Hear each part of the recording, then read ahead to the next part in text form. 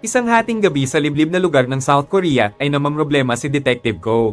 Patay ang nanay niya kaya nandun siya dapat sa burol nito pero nagmamaneho siya ngayon papuntang opisina dahil iniimbestigahan ng internal affairs ang squad niya dahil sa pagtanggap nila ng suhol. Patuloy siyang kinukulit ng kapatid niya sa phone kaya di niya napansin ang isang aso sa daan. Naiwasan niya naman to, kaso nabangga niya naman ang isang lalaki na naging dahilan ng pagkamatay nito. Pero habang iniisip niya kung anong gagawin sa katawan ay biglang may paparating na kotse ng pulis kaya hinila niya yung katawan sa gilid ng basurahan at nagtago siya kasama to hanggang sa makaalis yung kotse ng pulis. Tapos ay nilagay niya yung katawan sa compartment ng kotse niya at agad siyang umalis. Pero sa di niya inaasahang pagkakataon ay may nadaanan siyang checkpoint. Naramdaman nung officer na nakainom siya. Umami naman siya at nagpakilala siya na isa siyang detective. Ang problema, dahil sa nervyos, ay nahalatang gusto niya nang makaalis kaya nagduda na sa kanya yung officer. Bukod pa dun, sobra yung nabigay niyang police ID number kaya tumawag pa sila sa opisina upang kumpirmahin to. Habang yung isa naman ay gustong buksan yung compartment ng kotse niya. Kaya napilitan siyang gumawa ng eksena upang dito matuloy. Dahil dito ay napilitan yung mga officer na i-teaser siya. Pero buti na lang, noon din ay nakumpirma na nila na detective nga si Ko kaya tuluyan na nila siyang hinayaang makaalis. Habang sa police station naman, sina Choi at Do ay namamroblema dahil nakita ng internal affairs yung mga pera na galing sa suhol. Sinubukan na umawat ng chief nila pero nasa kamay pala ng internal affairs ang listahan ng mga natanggap nilang suhol na nagsisilbing matibay na ebidensya. Si Ko naman ay bumalik sa burol dahil nagagalit na ang kapatid niya sa kanya. Pinagalitan niya ang anak niyang si Mina dahil gising pa to pero di nagtagal, noon din ay dumating ang squad niya upang kausapin siya. Gusto nilang harapin ni Ko ang problema sa internal affairs pero ayaw to akuin ni Ko ng mag-isa. Kaya nagtalo sila pero agad tong nahinto nang dumating ang kapatid ni Ko upang sabihing isasarado na yung kabaong kaya umalis sina Choi bilang respeto sa pagluluksa niya. Bilang pagsunod sa tradisyon ay tumulong si Ko na isarado yung kabaong. Pero noon din ay nakatanggap siya ng mensahe mula sa squad na i-check daw ng internal affairs yung kotse niya. Kaya agad siyang nag-isip ng paraan upang maalis doon yung katawan ng lalaking nasagasaan niya at nang mapansin niya yung ventilation shaft ay nagkaroon siya ng ideya. Una ay bumili siya ng maraming lobo. Tapos ay binuksan niya yung ventilation at nilagay niya dito yung remote control na laruan ng anak niya. Tapos ay bumalik siya sa loob at nakiusap siyang makasama ang nanay niya sa huling pagkakataon. Dala niya pa rin yung lobo na para daw sa anak niya pero nung mag-isa na lang siya ay binitawan niya yung lobo upang matakpan nito yung CCTV. Tapos ay nilock niya yung pinto upang simulan na ang plano niya. Binuksan niya yung ventilation at inactivate niya yung laruan na remote. Habang mabagal na gumagalaw yung laruan ay tinanggal naman ni Ko yung lock ng kabaong. Pero naririnig pala sa labas yung tunog nito. Kaya tumawag ng security yung babae pero dahil nakalock yung pinto at natatakpan yung CCTV, kailangan pa nila ng susi mula sa direktor. Kaya nagkaroon pa ng kaunting oras si Ko. Nang makarating na yung laruan ay kinuha niya to na may kasamang tali. Nakatali naman to doon sa katawan kaya nang hinilan niya to ay nakuha niya yung katawan mula sa labas. At nilagay niya to sa kabaong kasama ng nanay niya tapos ay agad niya tong isinara. Kaso nga lang, meron pala siyang mali. Nagring yung cellphone na nasa katawan ng lalaki. Gusto niya sanang buksan yung kabaong pero sa mga sandaling yun ay nandun na yung direktor. Kaya nagkunwari na lang siyang nagluluksa at buti na lang ay huminto na yung ring. Tapos nito, nung nasa karo na yung kabaong ay nagring na naman yung cellphone. Napakanta tuloy ng worship song yung driver. At pagkatapos ng libing, binalitan ng chief na tinigilan na daw sila ng internal affairs. Kaya ngayon, isa na lang ang problema ni Ko, yung sirang bumper ng kotse niya. Kaya nang may nakita siyang police car na illegal na nakaparada ay binangga niya to. Tapos ay nagpakilala siya at sinisi niya sila dahil mali ang park nila. Tapos ay pinaayos niya yung kotse niya upang palabasin na nasira ang bumper niya dahil dun sa pagkakabangga, taliwas sa katotohanan na nakabangga siya ng tao. Nakabalik na sa trabaho si Ko. At matapos nilang panoorin ang demonstration ng bagong high-tech na bomba ng ahensya nila, ay binigyan sila ng bagong misyon sa isang kriminal na nagngangalang Lee na kailangan nilang hanapin. At nagulat si Ko nang matuklasan niyang ito yung lalaking nabangga niya. Pero di niya to pwedeng ipaalam sa kanila kaya sumama pa rin siyang hanapin to. Dito ay nakita niya na naman yung aso na muntik niya ng masagasaan nung gabing napatay niya si Lee at sinundan niya to. At natuklasan niyang malapit pala yung lugar kung saan niya nasagasaan si Lee. At habang sinisiyasat niya yung lugar para masiguradong wala siyang naiwan na ebidensya, ay dumating dun si Jinho na nando naman upang imbestigahan ng report tungkol sa isang hit and run. At lumalabas na may nakakita pala sa nangyari pero galing lang sa payphone yung report kaya di pa nila alam kung sino yung witness na tumawag. Pero meron pa rin problema si Ko. May security camera pala sa lugar.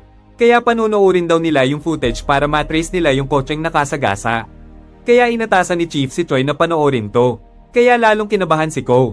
Kaya nung pinapanood na nila yung footage ay pinuntahan sila ni Ko na nagkunwaring nagdala ng merienda. Sinisilap din ni Ko yung footage.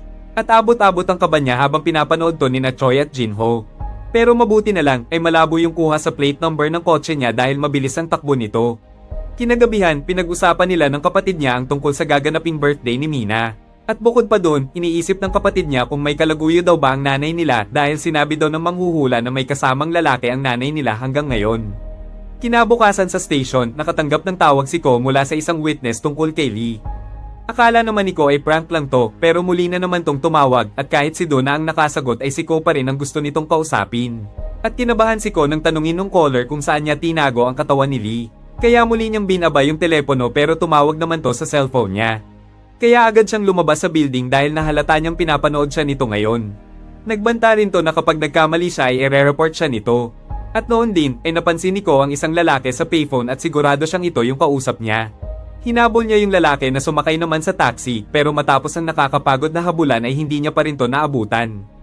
Matapos nito, pinakitang bumalik sa trabaho yung lalaki na lumalabas na isa rin palang pulis si Lieutenant Park. Siya pala yung nasa police car nung gabi ng insidente. Pagbalik ni Ko sa istasyon ay nalaman niyang pumunta pala sina Choi at Do sa lugar kung saan nilibing ang nanay niya dahil doon daw ang huling location ng cellphone ni Lee pero buti na lang wala silang nakita. Patuloy niya pa ring tinatawagan si Ko sa cellphone niya at nagbabanta siya. Pati sa telepono sa opisina ay tumatawag din siya at binababaan naman siya ng telepono ni Ko. Kaya dahil sa di pagpansin ni Ko kay Park ay pinuntahan siya nito sa opisina at walang sabi-sabi siya nitong sinampal. At nang umawat yung squad ni Ko ay nagpanggap tong napagkamalan lang nito si Ko at humingi ito ng tawad. Masaya naman yung buong squad na makita si Park dahil lumalabas na siya pala ang dahilan kaya tinigilan silang imbestigahan ng internal affairs. Tapos nito ay sinundan ni Ko si Park sa CR upang tanungin kung anong kailangan nito. At simple lang daw ang gusto ni Park. Gusto niyang makuha yung katawan ni Lee. Pero nagkaila si Ko na alam niya kung nasan si Lee tapos ay naglaban silang dalawa hanggang sa napunta sila sa loob ng cubicle. Dito ay nasubsob ni Park si Ko sa inidoro kaya napilitan siyang tanggapin ang gusto ni Park na dalhin ang katawan ni Lee sa kanya. Agad siyang pumunta sa libingan ng nanay niya, tapos ay hinukay niya yung kabaong. Siniyasat niya yung katawan ni Lee para malaman kung bakit gustong-gusto tong makuha ni Park. Pero matapos niyang kunin yung cellphone ni Lee ay napansin niyang may tama to ng bala sa dibdib. Ibig sabihin, patay na to bago niya pa masagasaan.